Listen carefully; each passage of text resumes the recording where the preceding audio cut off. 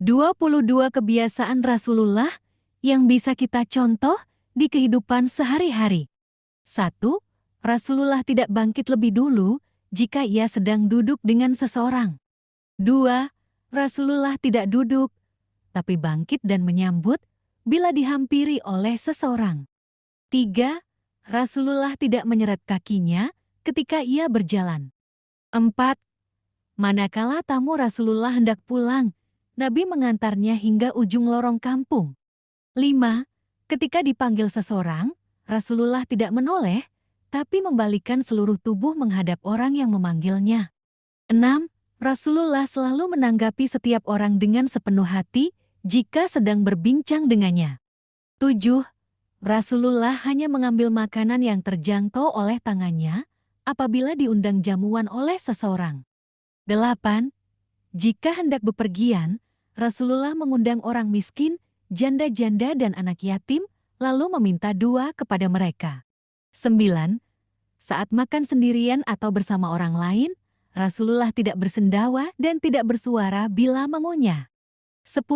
Rasulullah tidak memanggil seseorang dengan julukan jelek yang diberikan orang lain kepada orang tersebut. 11. Jika sahabatnya sakit, Rasulullah menjenguknya, meski tinggal di ujung Madinah. 12. Bila menghadiri suatu undangan atau acara, Rasulullah tidak meminta tempat khusus, tapi duduk di barisan yang kosong. 13. Bila jadi tuan rumah, Rasulullah jadi orang yang terakhir selesai makan.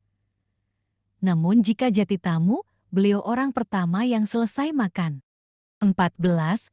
Saat tiba waktu makan, Rasulullah selalu mengajak siapa saja yang melewati rumahnya untuk menjadi teman makannya. 15. Bila terdengar suara tangisan anak kecil ketika sholat, Rasulullah memilih surah pendek dan usai sholat bergegas merangkulnya dengan hangat. 16. Bila terhibur atau dalam keadaan senang, Rasulullah hanya tersenyum dan tidak pernah tertawa terbahak-bahak. 17. Rasulullah tertidur tanpa lelap.